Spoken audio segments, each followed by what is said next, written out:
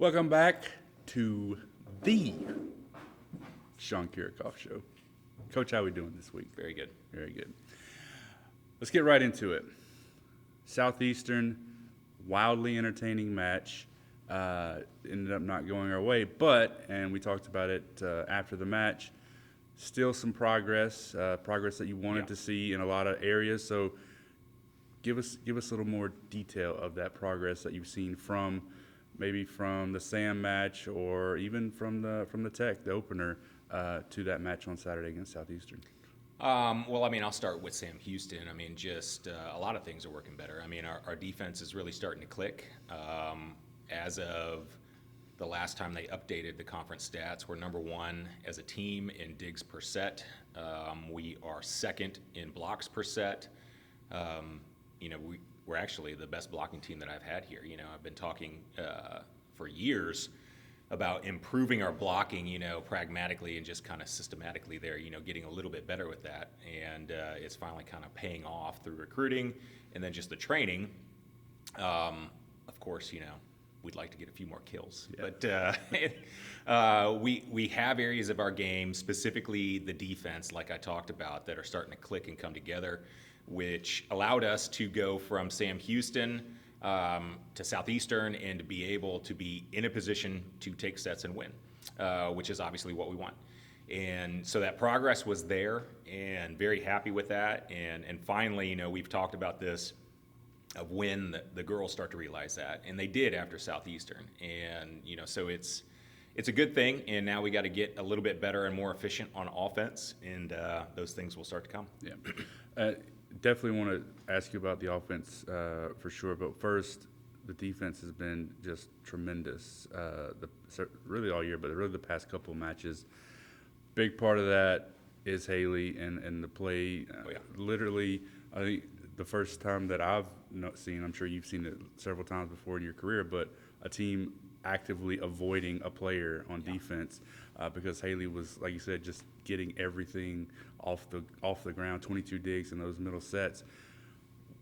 What is it about her that makes her able to cover that amount of space? Is it just awareness or just her ability as a player, or what is it? Yeah, I don't think it's really anything special. She's not doing anything that nobody else in the country does. She's just good. Just plain and simple, she's just good at what she does. Excuse me. And like you said, it's just awareness, it's reading situations, and then obviously, there's physical elements to that, just being quick and fast. But just puts herself in a good position, and then platform is fantastic and executes. Yeah. And to go along with that, do you feel like players like, especially from Southeastern, Bryce, Addie, Rags, they've kind of fed off when Haley makes a diving save or a diving dig that kind of sparks the rest of the girls to be like, hey, if Haley's giving that much, and it kind of just builds from there. Yeah, absolutely. I think you can start to say that in any element of the game. Somebody is performing phenomenally. You want to match that or get as close as possible. So I absolutely agree. Everyone just kind of feeds off of that. Yep. To the offense. It's not been what I feel like you want it to be throughout these first few matches. What is that a product? Is it a product of, because it seemed like the sets were a little maybe behind or off Saturday, and you mentioned after the Lamar game we weren't as aggressive as you would like us to be. What is it that has made the offense there, not there, inconsistent? There's not one thing that you can pin it on.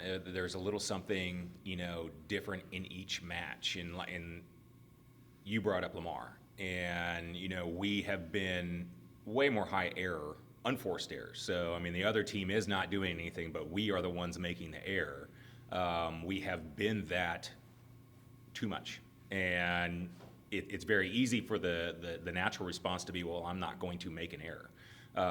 But that can be just as bad if you make it easy on the other team, if you're not aggressive while being under control. And that's what we did against Lamar. It was, I am not going to be the one that costs us a point by making an error, which I commend to a certain degree. But if you just give it to the other team where they can transition it back and score the point, it's a slow death instead of an immediate one on just that swing. And so it's a balance of going back and forth with that. And then on top of that, it's, like we've talked about, it's a bunch of new players out there. It's new players. It's somewhat of a new offensive system. I mean, we're not doing anything revolutionary to what they've done in high school and club, just little tweaks and differences. So timing matters. And you've got to figure out that timing. And then you have two people trying to figure out the timing, the attacker and the setter. And basically we need somebody to be consistent. And as soon as either the setters are consistent, it allows the attackers to figure out what they need to do. Or if the attackers are on time all the time, then the setters can be like, okay, I need the ball here right now. And it's just that consistency thing, which will come. And, I mean, like we've also said numerous times here, I mean, almost everyone is learning on the job right now. And this is something that we would be hammering out in an off season, but we're doing it in season. Right. Saying that, do you feel like it would be a quicker deal if the setters became more consistent first, because then the attackers can adjust, or vice versa? Honestly, no. I mean, it can be either way. Yeah. I mean, because you could go into and have a new setter on a team, but you have veteran players that are like, look, this is how it works. And the setters can be like, all right, I got it, Yeah. And I just need to make this little adjustment. It works, boom, make it work.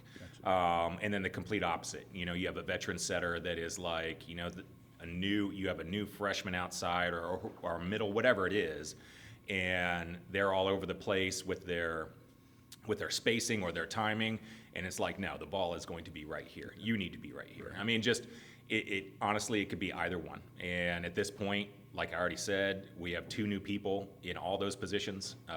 So someone just needs to get some consistency, which we are working on, and then the other one will fall in place. Moving into this week, 2 matches, a little bit spaced out. I believe kind of like they were last week. I don't know. Things are running together for me at times. Yes, they are. Spring. Anyway, Tuesday night here against Central Arkansas, then Saturday morning at 11 against McNeese. What do you see from these 2 matches this week? Central Arkansas is good. They're going to be very similar in ways to Sam Houston as far as just having a lot of different options offensively. With that said, they have the luxury of depth, unlike some teams, including us, this season, and they're very close top to bottom as far as a starter or somebody coming in and just pushing for that job. And there's good and bad things about that. One, they haven't really necessarily settled on a roster starting lineup. So there can be some fluctuation in the lineup there. But there isn't a huge drop-off. If we get in a position to where we can affect a starter and have them pulled, which I think is possible, their backup's going to be able to come in and do something well. Yeah. So that's concerning. With that said, they've been up and down. They have played really well, and they pushed Sam Houston in the first match of the conference season. Fortunately for UCA, they played in the fall, so they had the ability to be able to work through some kinks early on. So they were closer to what they want to be that game one than Sam Houston was, because that was their first time to play this year. And while they've looked really good, they've had some matches where people just don't show up, or it just doesn't work, I should say. So it's kind of hard to say with the amount of talent that they have. It's going to be a very tough match, but then at the same time, there could be elements of their game that just don't work on a given night. So I mean, it's going to be a tough match, because it's hard to say, okay, this is their weakness, and we know that, and then find a way to exploit that, and then find their strength and the defense that we talked about that is working for us, and the block to be able to take that away, because they have a lot of different options. So it's going to be a tough night for us. Yeah. And then quickly, a couple thoughts on McNeese. McNeese is really interesting because they have a new coach. They also got a transfer from Wichita State, which gives them a legitimate go-to. And that is something that they've kind of lacked the last couple of years due to injuries and some things that necessarily couldn't be controlled. And now they have that. And while she hasn't been the one that's necessarily led them in kills, at least the last 2 matches, they know that they can always go to her. I mean, she's just a constant for them now. And like I said, that's something that they've lacked, and it kind of gives everyone else on the roster just a sense of kind of relief that, she's going to do what she does, and then I can start to, attack and find ways to score within my role. So they're way tougher than they have been the last couple years just because, there's a sense of kind of balance there, I should say.